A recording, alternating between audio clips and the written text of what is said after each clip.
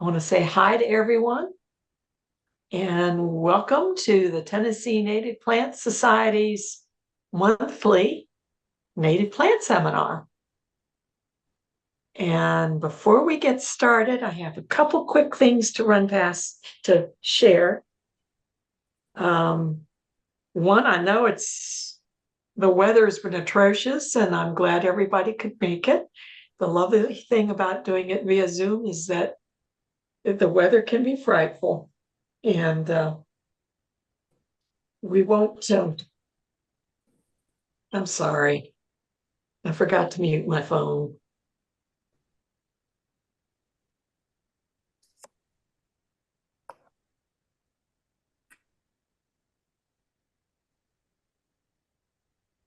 Okay, sorry about that, I apologize.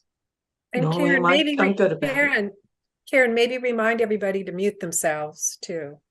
That's a good idea. Everybody should mute themselves at this point. And except for Mary. Please don't mute yourself, Mary. And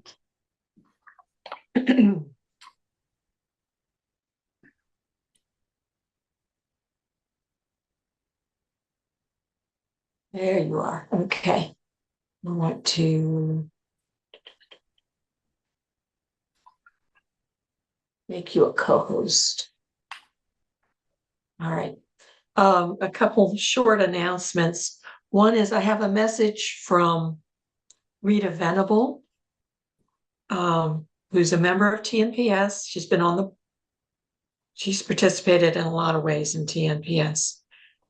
She's hosting a few segments of Volunteer Gardener on NPT. She's done it a few times before, but she has a few more segments that she's doing in 2024. And she's looking for good native gardens to feature on the show. And she's open to suggestions. She's asking if any of you listeners have a beautiful garden that you want to show off or know of someone who does, please contact Rita at ritavenable.com. It's just Rita at ritavenable, one word.com. And if you forget her, you can just access me through info@tnps.org and I'll pass your message along. Okay. So, and I want to let you know that we have almost a full slate of seminars coming up for this year. The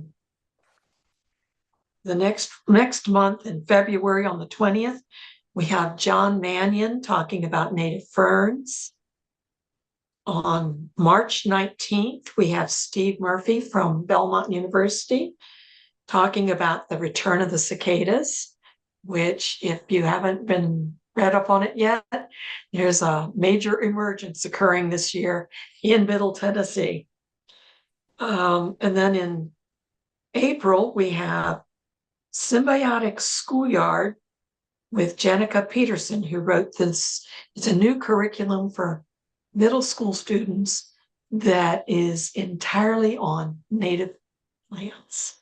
So that should be really good. And if you know of any teachers who might be interested, please give them a heads up and make sure they're invited to attend that one.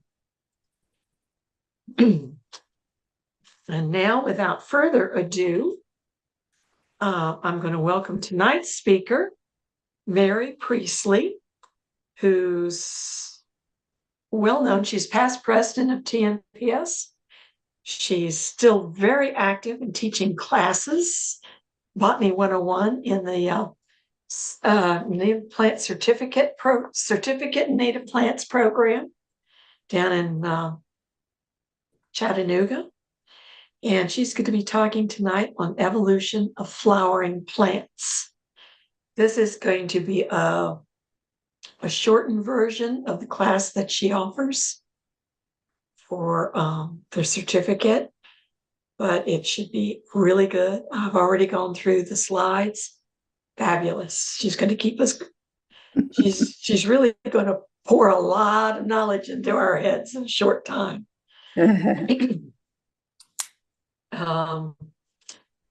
Mary is a Swanee Herbarium Associate. She's editor and illustrator of the Friends of the Herbarium newsletter. She's quite an artist. She did note cards for TNPS way back in the early days. She's author of several books, Swanee Wildflowers in Color, Williams Wildflowers, which is a children's guide, What If Trees Could Walk? It's a Swanee tree book, and Fiery Gizzard, Voices from the Wilderness. So she assisted in writing and editing our TNPS field guide, Wildflowers of Tennessee, the Ohio Valley, and the Southern Appalachians.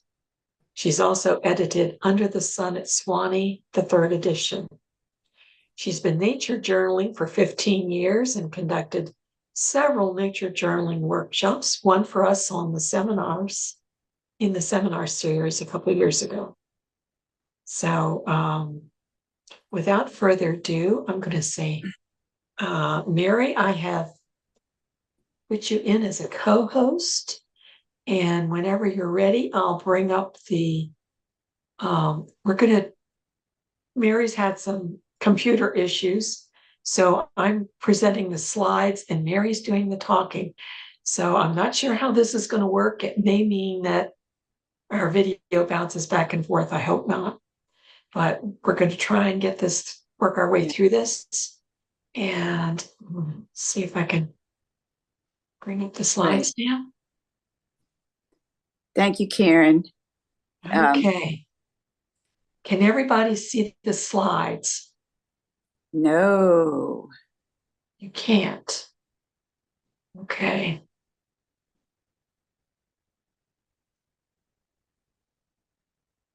All right. What on what?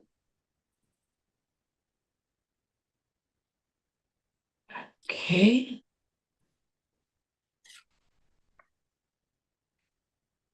Try this. I'm also on a new computer, so bear with me. I am trying to figure out how and why things are in different places on You this could probably computer. take me off as a co-host if that makes any difference. No, I don't think it does. I think I have to share screen. That's where it is. Okay. I haven't done that yet. Whoops. It's coming.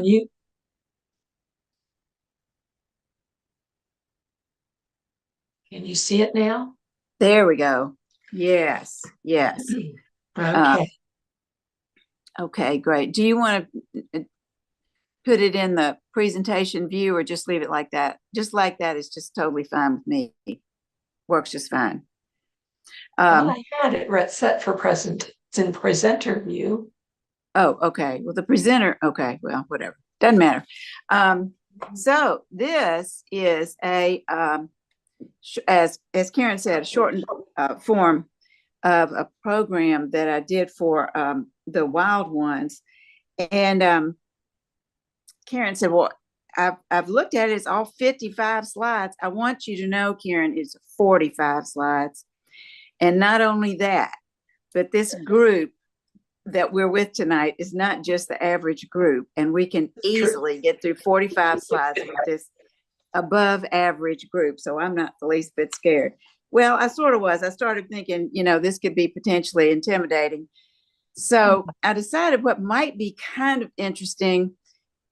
Oh, that is interesting. Oh, Karen, I wonder if you got the original. No joke. Yeah, I think it is the original. I didn't see where anything had been edited. All right. Well, we'll just go with it. So anyway, what I decided I would do is to show you this show and then talk to you and tell you kind of how I taught it. Because, I mean, with some of these people that are on this, I feel really silly telling them the difference between a monocot and a dicot. So I will just I'll tell you what I did and why I did it. So starting off with a quotation from Augustine Gattinger, who of course was our first state botanist in 1901. And so Karen, if you could move it forward, I'm just going to show really what I leaned on. It was a plant systematics textbook. There's a great, if you like to draw, there's this wonderful book called The Science Behind Flowers, Plant Morphology for Botanical Artists, which I used pretty extensively. And then I thought, if you would like to learn more about this on your own, I think the book Botany in a Day is really an awfully good one. Okay. If you just want to say next. Next. Okay. Either one. So here's what we did. And we basically went kind of back and forth from the general to the specific, did a lot of dissection, theory to actual examples, kind of back and forth, did a lot of dissections. We even got to fruits, which we will probably not get to today. Next. Started with Ostromeria, which I think is a great little plant. It's just a inexpensive grocery store flower, and it's big. It's a big monocot, pretty big monocot. And one cool thing about it is that it has resupinate leaves. You know how a lot of orchids have resupinate flowers, that is, they're flipped upside down. The same is true of Ostromeria. As far as its leaves are concerned. That's why they always look so kind of disheveled.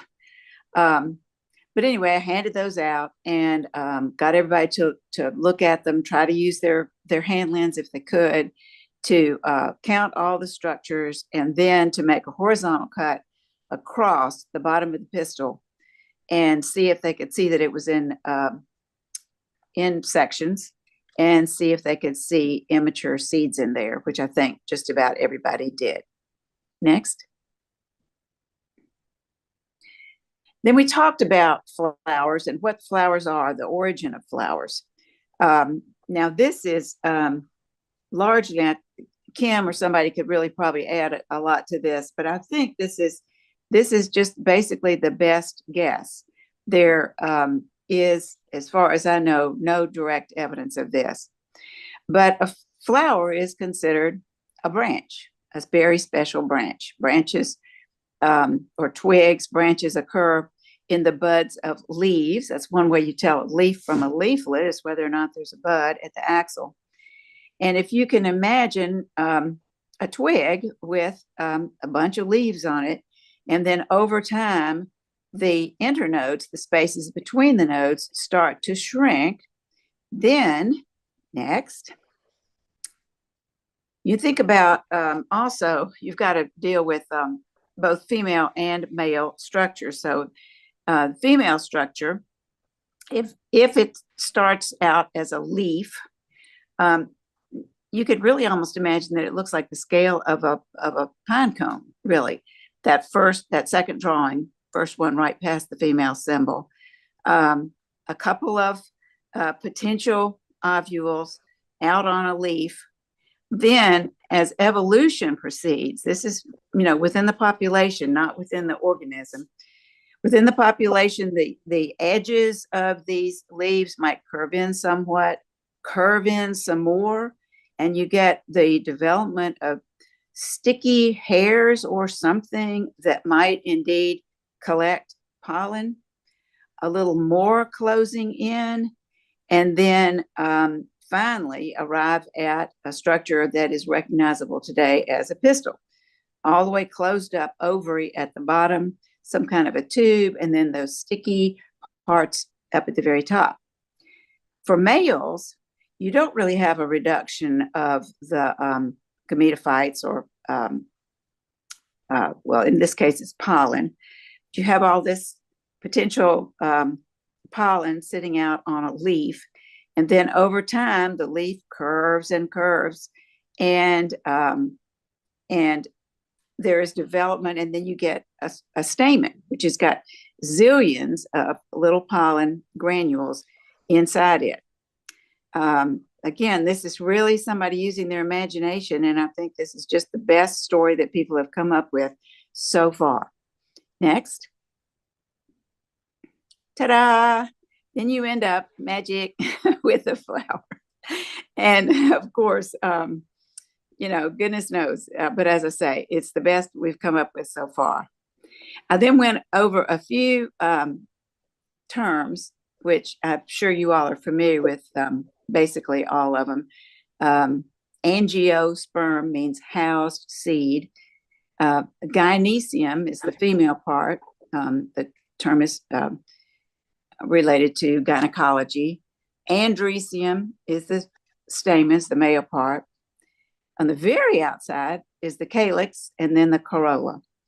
Calyx and corolla together, because they're not really the business part of the flower, are called together the perianth.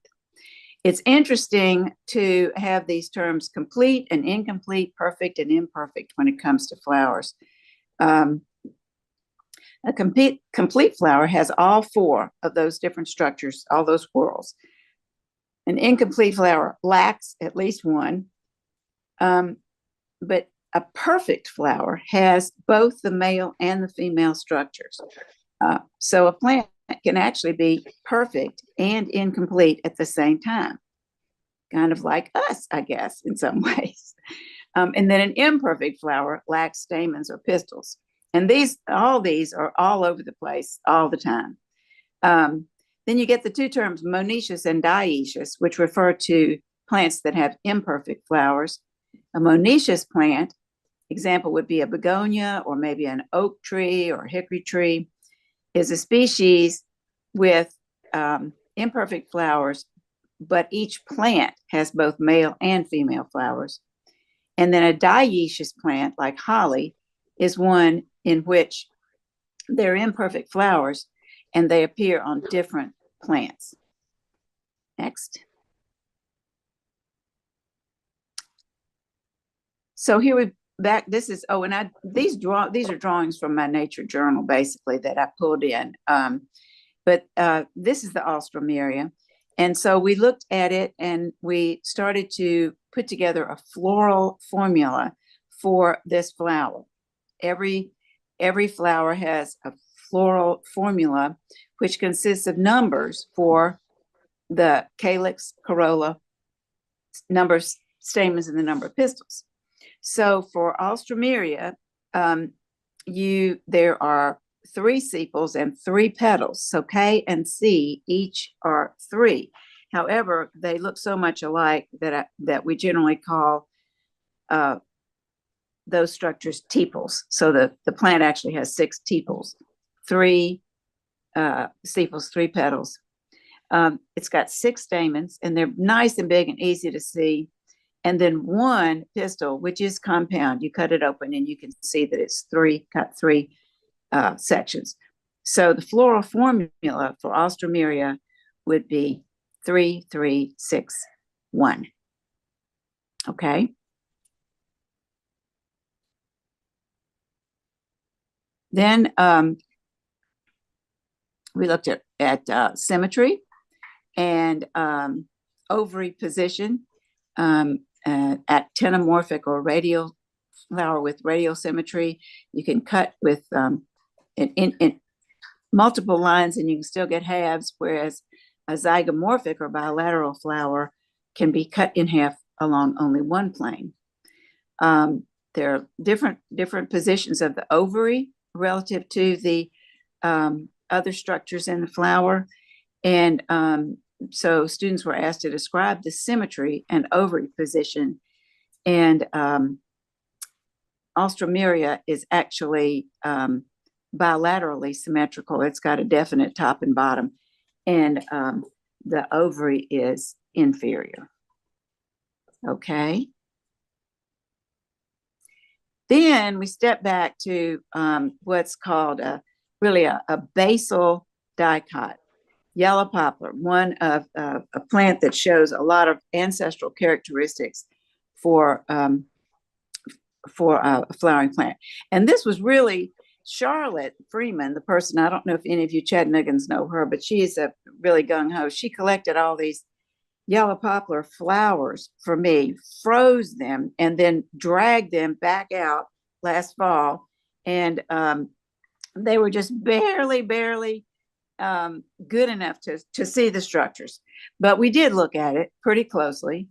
And we found that it's got 3 sepals, 6 petals, multiple stamens, and multiple separate pistils. It is a radially symmetrical flower, and the ovaries have superior position. A lot of these are characteristics of more ancestral flowers, and so this was a good one. This would be a good starting point, I think. Okay, next. Then we looked at the basic differences between monocots and dicots. Most of these structures are really morphological. Monocots, for instance, well, I guess cotyledon is a little harder to see sometimes, but definitely flower parts in 3s, leaf veins parallel, and then diffuse root structure are pretty easy to pick out with most monocots. If you do a cross section of the stem, you can see how the vascular bundles are arranged. They're just kind of scattered throughout the stem. In contrast to that, dicots, as their name implies, have 2 cotyledons per seed. Flower parts are in 4s or 5s. The veins of the leaf are netted. They often have a taproot, and the vascular bundles are in a ring in the stem with a vascular cambium. This allows for secondary growth or wood. There aren't any true woody monocots. I mean, there are palm trees, and there's bamboo, and smilax is somewhat kind of semi-woody, but there are no woody monocots in the sense that we're describing them here. Okay. Oh, okay. So this, that previous slide, Karen, that was a reminder to me that if there are any questions, that would be, you could put them in the chat, and maybe you could pull them out at times like this. There are, I think, 2 or 3 these little interrupting slides, if you like. But let's move on to the next slide. So I got at the nursery some little jumping jacks, Johnny jump ups, excuse me. And we looked at those. And I tried to get people to do drawings, and because I think really, any kind of hand-eye stuff is very helpful for learning. So they drew it. They looked in the flowers. They decided this was a dicot. It was perfect and complete. It has everything. All the structures, both male and female structures. It is bilaterally symmetrical. You can only cut it in half one way. And the ovary is superior. Floral formula 5551. So we just kind of went through that with that flower. Took a little more time than we're taking here. Next. Now, cool one that we looked at, and this is, I was doing this for the wild ones, and occasionally, and I know some of you all are probably members of that group, they will say, oh, we have to do natives. And I will say, well, guess what? I'm not going to dig a lot of natives up to show you this stuff. So I would go to the grocery store and so forth. And a spathophyllum or spathophyllum is a very common houseplant that is closely related to our Jack in the Pulpit, and has a hood-like spathe underneath which, or inside which, is a spadix, with much reduced incomplete flowers, male and female flowers. When you do a floral formula, you do a separate one for the male flowers than for the female flowers. Interestingly, in the spathiphyllum, the male and female flowers were interspersed among each other. They were not grouped separately the way they are in our Erythema, our native plant. So that was kind of interesting to see the difference in arrangement. But basically, their plan is the same with all these really minuscule, incomplete flowers gathered together on the spadix. Next. Talked a little bit about the history of plant classification. Susan Stahl gave me this great book. The title is something like Wildflowers of America by this Mr. F.S. Matthews in 1912. And if you look closely, it turns out that he did a good deal of work in, some in New England and all the way down to Virginia. Didn't get over to the Midwest, or certainly not past the Mississippi or past the Ohio River. But anyway, he put out in 1912 this book called Wildflowers of America. And he's a hoot. I mean, in more than one way. And look what he says in 1912. And boy, can we relate to this. Regarding that bugbear of the botanical student, nomenclature, it may be well to make a plain statement of the facts of the case. What is particularly hard to do is the fact that the botanists have apparently shaken the names up in a bag and sorted them out afresh. So if you have tried, as I have tried, to learn these names of these plants and figure out what family they're in and try to get them all straight, it's really pretty frustrating. It was for this Mr. Matthews, and it is for us today. It's a complicated thing. But anyway, we talked a little bit about how Linnaeus came up with this idea of binomial nomenclature. And he had this idea of grouping plants in what he called natural families. But he had no idea of evolution. He assumed that these all living things were created, the same week or whatever. I'm not sure his philosophy, but anyway, he didn't see any evidence of change.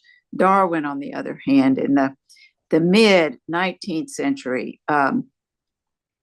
came up with this idea of evolution by natural selection and the idea of common ancestry between groups. So we began to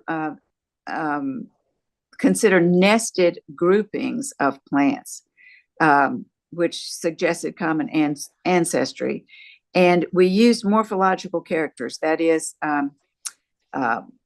what we could see in the plant's exterior anatomy and anatomy. Then along came molecular data, which is what kind of turned everything on its ear. And now we use a phylogenetic approach called cladistics, which insists on identifying only groups that have one single ancestor and so forth.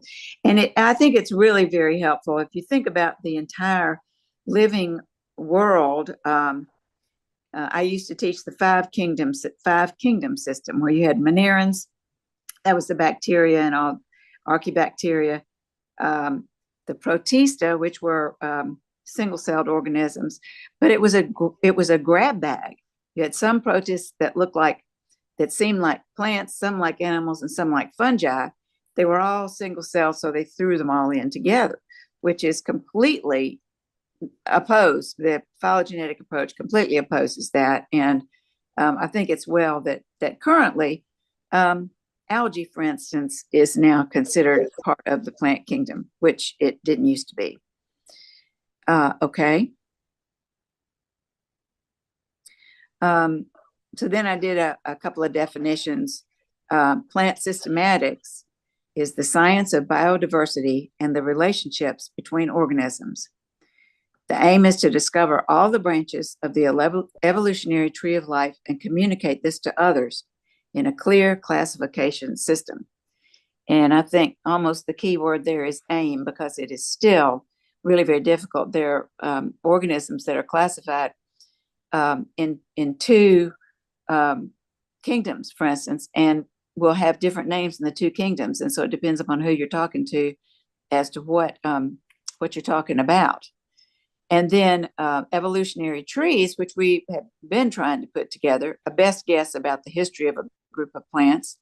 And then today, if you look at the bottom of this slide, we use morphological data, which we've been using, molecular data, developmental information, that is how the plant is developing and what develops in the same way, and then evidence from the fossil record. So all those are used together to try to put together the ancestry and of plants. Next. And here is the most rudimentary of evolutionary trees. Some members of the rose family. It's obvious, I think, just by looking at them, that blackberries and raspberries have a common ancestor, and then cherries also have a common ancestor with those two, but the two types of berries there are more closely related to each other than they are to the cherry. So this is the way the phylogenetic approach, or cladistics, goes about reasoning out these groupings. Okay. Then we looked back beyond flowering plants to the other groups of tracheophytes. It's interesting to note that ferns and fern allies are considered two separate groups. They both reproduce using spores, but they have different evolutionary basis. Then, of course, the gymnosperms, which is basically largely our conifers, and the angiosperms, which are our flowering plants. So this is kind of the development of the plant kingdom. Okay. We then started looking at individuals, and I won't spend very much time on this, but here's a fern ally, Selaginella, and a fern, hay-scented fern. We talked about true root stems and leaves, and the fact that these reproduce using spores. The propagule, reproductive propagule, is a spore in both of those cases. Okay. One thing that I think is really cool, and I really try to get across to students, is this idea of alternation of generations, which is a characteristic of all plants. Basically, in a fern, it's so cool in that the two generations that alternate are actually both free living. So you can see the two generations independent of each other. On the left is what we think of as a fern plant, which is called the sporophyte. It's diploid like we are. That is, it has two copies of every single one of the different kinds of chromosomes in that species. And then by meiosis, spores are produced, which are haploid. And that's up at the top. The little teeny weeny spores are being released, and right there, yeah. And then the spores, excuse me? Oh, that's me. And then the spores land, germinate, and grow up into a little thallus, or the little gametophyte. There it is. The gametophyte then, by regular mitosis, produces eggs and sperm, which on a rainy day in February may find each other, merge, form a zygote, and then from the little gametophyte up grows a little tiny sporophyte. And you can see that little bitty leaf at the top of what Karen's pointing out to us, where the sporophyte is now growing more or less out of the gametophyte. So this is something that that we push because it's really cool, I think, and unusual and unique, and a very different thing from the way humans and other animals are, the way their life cycle goes. Okay. So then again, we proceeded on beyond ferns and fern allies into the development of seed plants, plants that have seeds as their propagule. And the difference between a spore, which is a haploid cell, single cell, and a seed, which is a little multicellular baby plant with food in it in a protective seed coat. And then some of the developments that had to go along in order for this to have happened. Heterospory, that is different microspores and megaspores, had to be developed. It turns out that the Selaginella actually has heterospory, which was a surprise to me when I was going over this. The development of wood. And then we talked a little bit about development of flowers, and the development of seeds, of course, goes along with that. The heterospory, again, the decrease in number of megaspores. You want to have fewer eggs and more sperm. The integument surrounding the female gamete, with a little opening, and the development then from after all of that of gymnosperms, of which there are 4 groups, and really, the conifers are the only, I think, the only native group around here. We certainly have got ginkgos, we've got cycads around in nurseries. Neophytes, which are pretty cool, we see in interesting botanical gardens, but I think that's about it. Okay. Okay, so then finally, and I think everybody was just, breathing a sigh of relief when we finally got to angiosperms. And here, what we see is seeds that are enclosed in a carpel, which then develops into a fruit. The female gametophyte, which in ferns you could actually see, it's about the size of your little fingernail. It's now reduced down to only 8 nuclei. There is a phenomenon called double fertilization, which is unique to the angiosperms. And then also they have more efficient vascular system than you see in the gymnosperms. Okay.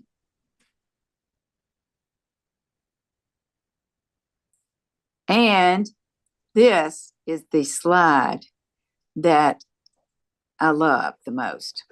So all of a sudden, angiosperm, well, of course, all right, now wait. So John Muir said that everything is hitched together. So you can't just look at development in terms of one type of phenomenon or organism. However, if you want to look at it from the point of view of angiosperms, angiosperms changed the planet. With the development of this huge variety of flowering plants, you get a huge diversification of pollinators, insects and birds and others that pollinate these flowers, and a huge diversification of seed dispersers, again, organisms that disperse seeds. Herbivores, all these invertebrates and vertebrates that eat plants, then developed huge diversity. And the microorganisms comprising the plant microbiome, all those little bacteria and fungi and all those guys that interact with this huge variety of plants. Biogeochemical cycles were affected by the development of angiosperms. The water cycle and the carbon cycle, and so forth. Agriculture would not have developed had it not been for the rise of flowering plants. There would not have been anything to farm. And with the rise of agriculture, you get the rise of human civilization. So you see it all comes down to yellow poplar, which was the very first angiosperm, just about changed the whole planet. I love that thought. I love that thought. Okay. Next. So Karen, do we have anybody saying anything, or they're just speechless with Bill? Sorry, that's okay. We're I, good. because I'm working the slides, I can't see this chat very easily. See, this is you are working double time here. I really appreciate it.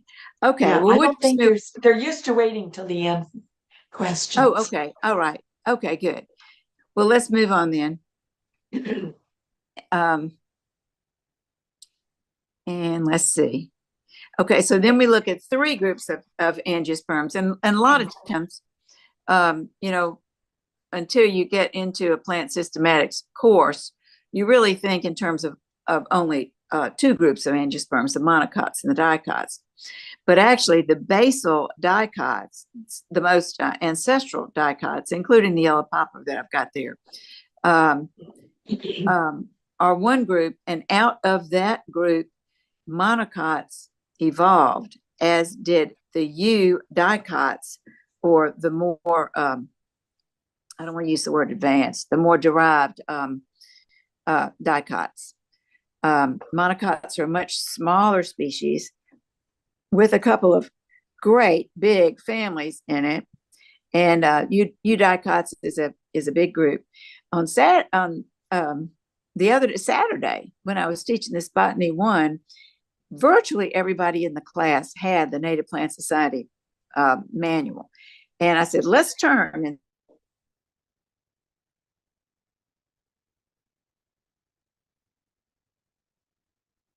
We've lost your voice, Mary. If you can hear me, Mary, we've lost sound for you.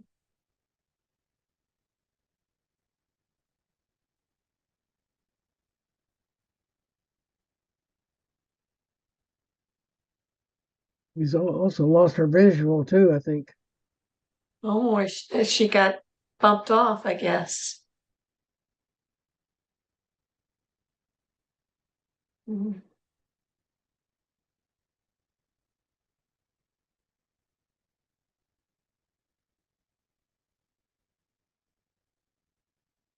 Let's give her a chance to come back on.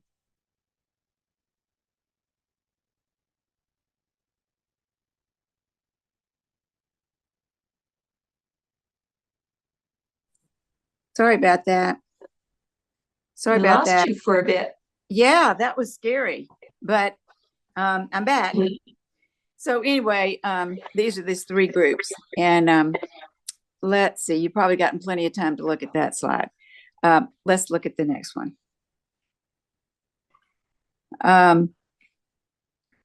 So big picture again, looking at the trend in evolution of plants,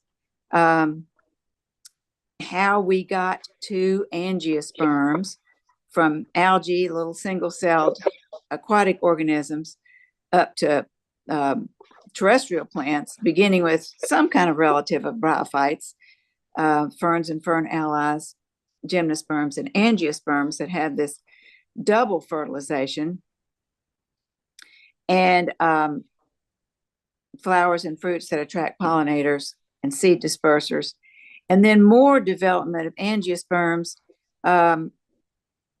going from simple to compound pistils. If you can picture the yellow poplar with all those simple pistils all clustered together in the center of that flower, this larkspur over here is a Ranunculaceae, and it is got fairly ancestral flowers too. It's got three simple pistils that are separate, which is pretty cool. Other members of the Ranunculaceae do that same thing, and that is considered an ancestral trait. When parts start to fuse, then you get more development, and then moving from superior to inferior ovary. Supposedly, the placement of the ovary beneath the attachment point of the petals and sepals is a development advancement.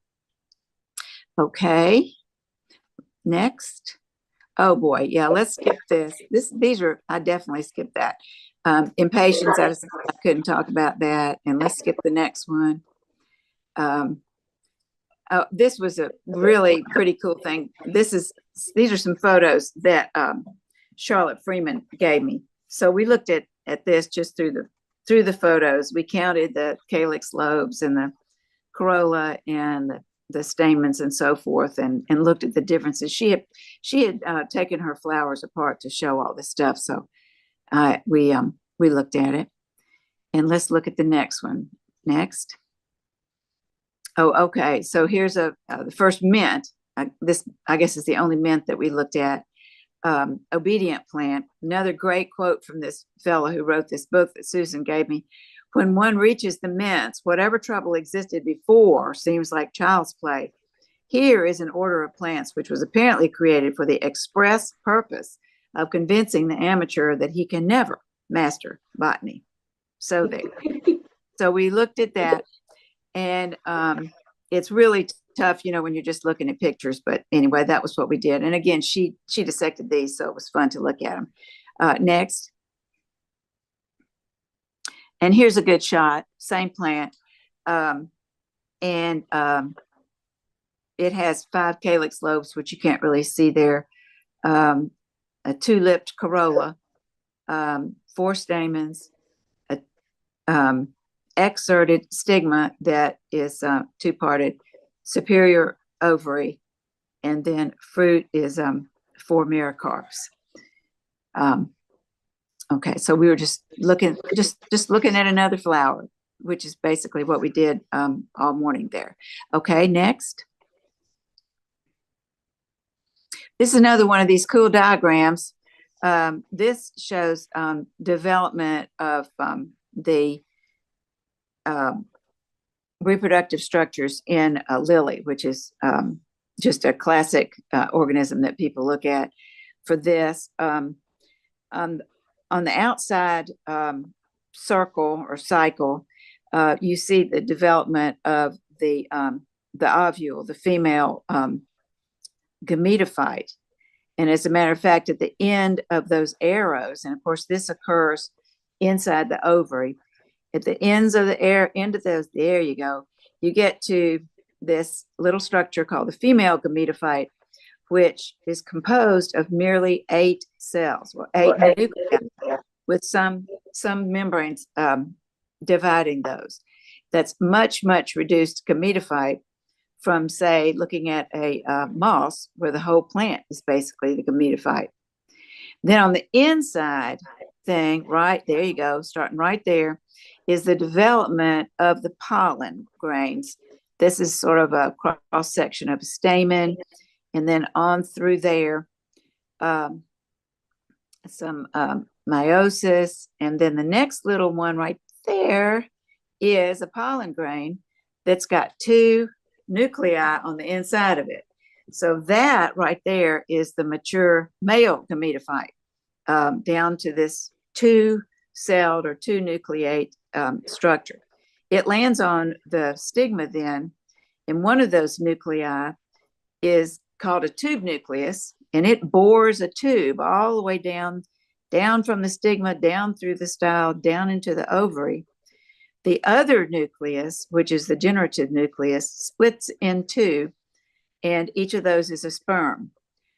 One of the sperm then unites with the egg nucleus, which is one of those 8 up there in the female gametophyte, and the other one, it joins up with 2 other nuclei, the polar nuclei, to produce what's called endosperm, which is a nutritious tissue. The double fertilization then is unique to angiosperms. And this occurs, it's nice in lily, because lilies they actually have slides of these that we used to be able to use because they don't have too many chromosomes and it's pretty easy to see all this stuff. Next. Then we looked at a rose and determined that it was a dicot. We wanted to see that that hypanthium, which is the produces a rose hip, which is an interesting structure in the rose, in some of the members of the rose family.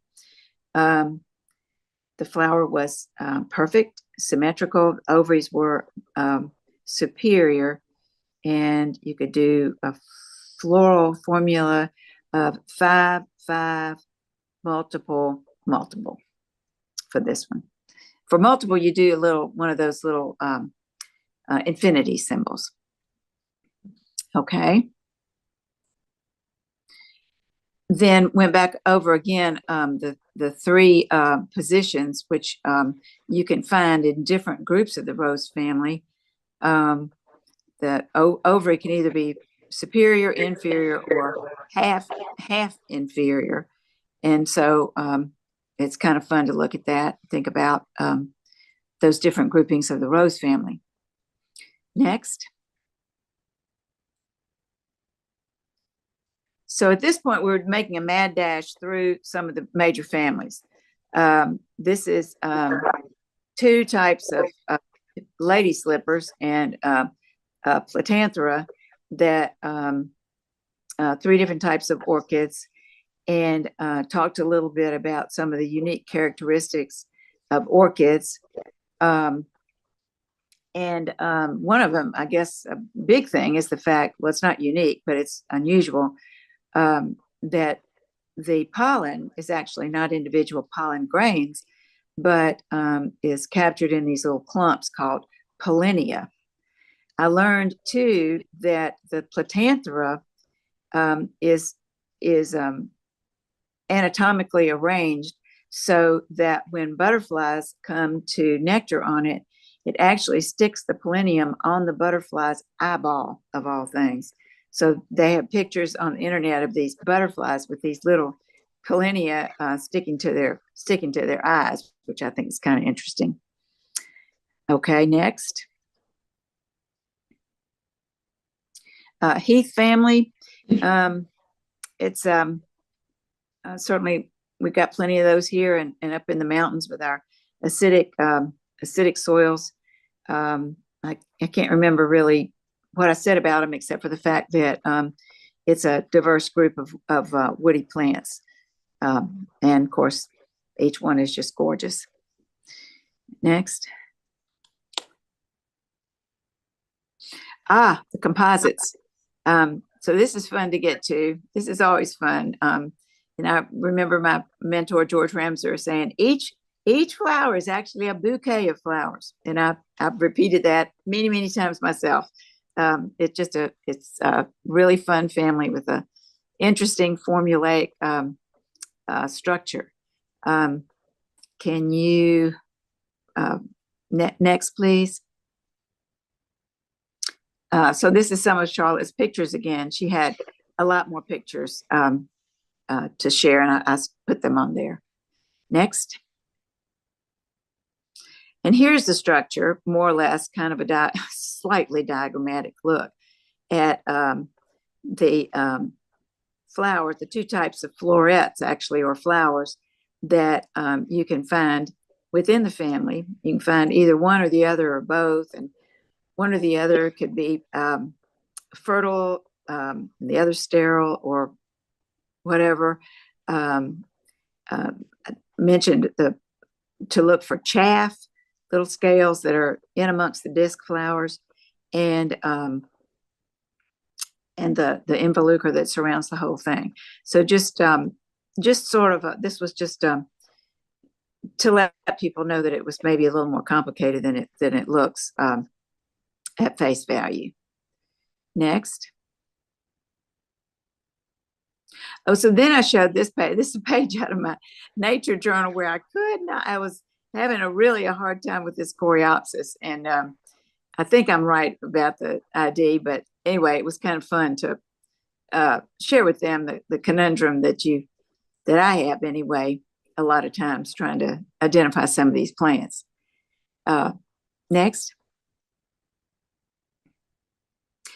Then we looked at a black-eyed Susan, and this was another example, another plant that Charlotte had taken pictures of, and so I used her pictures to talk about this particular genus and its structures. And it's got both ray and disc flowers. The rays are yellowy, orangey. There is chaff in the disc. The disc flowers are fertile. The bracts all around are all similar. The receptacle kind of is bulges up in the center. There's virtually no pappus, and the ray flowers are not accompanied by bracts. I'm not sure about that part. I can't remember that, but anyway. So those are characteristics of the Rudbeckia. Next. And this is some more. I've forgotten. I guess we must have looked at this one and dissected it. Okay, next. Now this is really just continues the romp through. I wanted people to know that some of the members of the bean family have a really characteristic inflorescence. 5 petals. Well, 2 of them are fused. One forms a standard up top, 2 wings, and then a keel, which is formed from 2 more. That's characteristic of a number of members of this family. Next.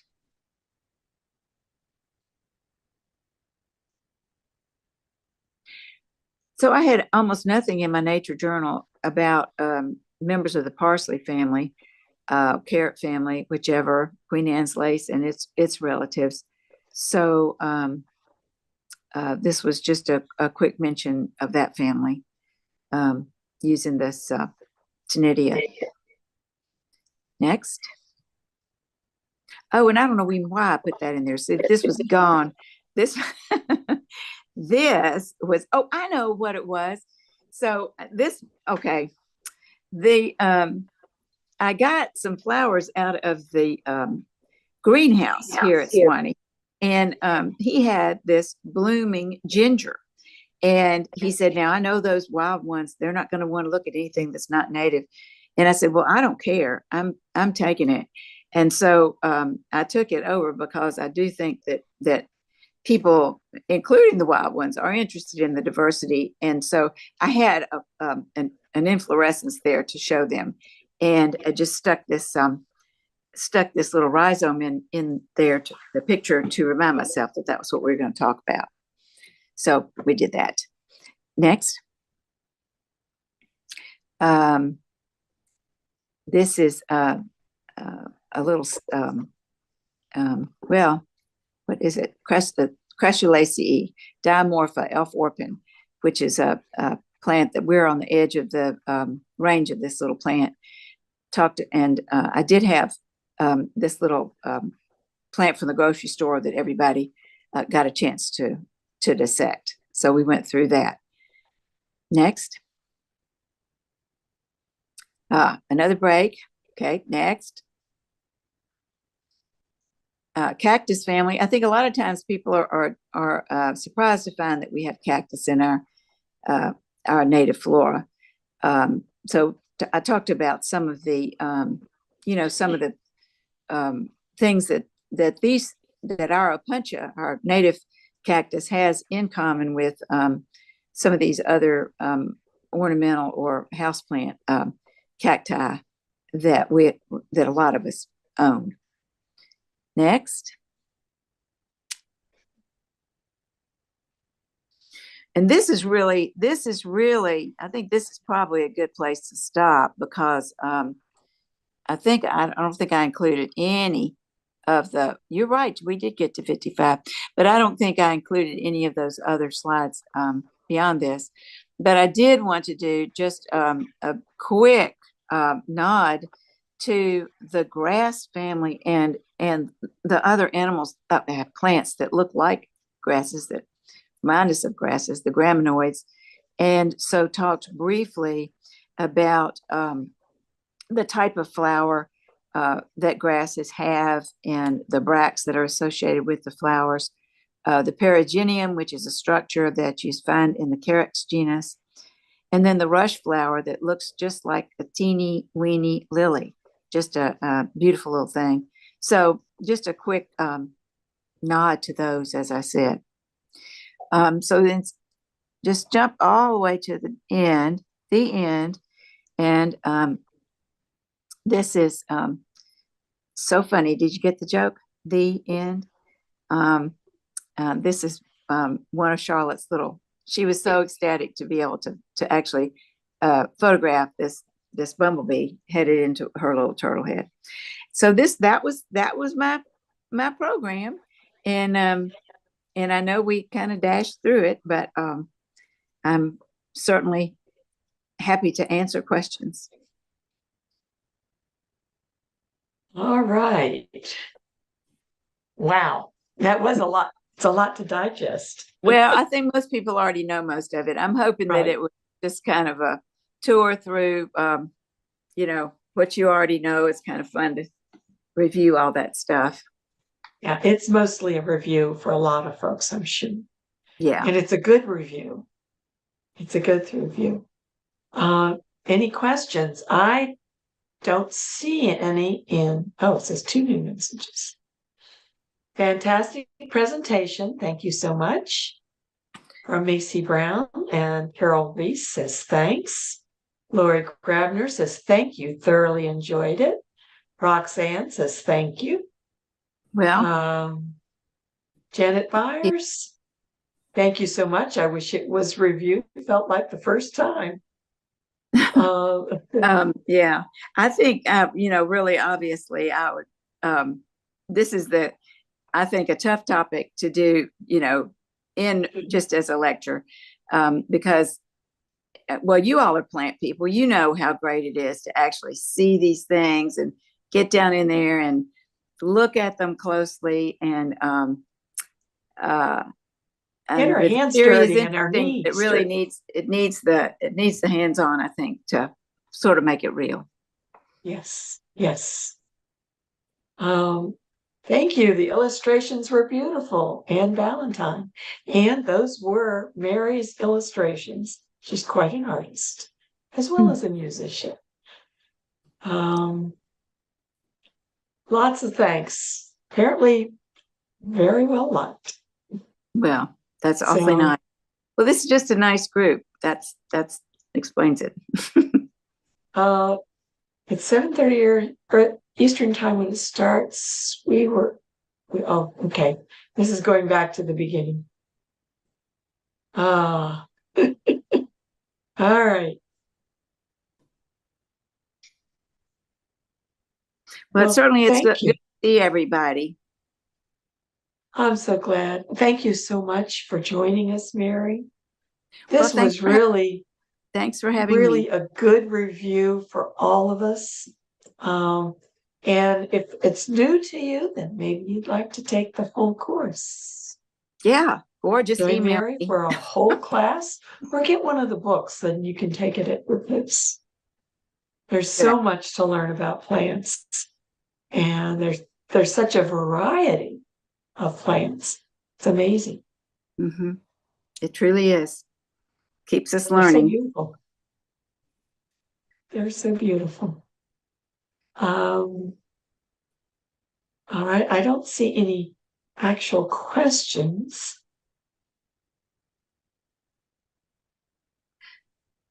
Lots of good comments, though.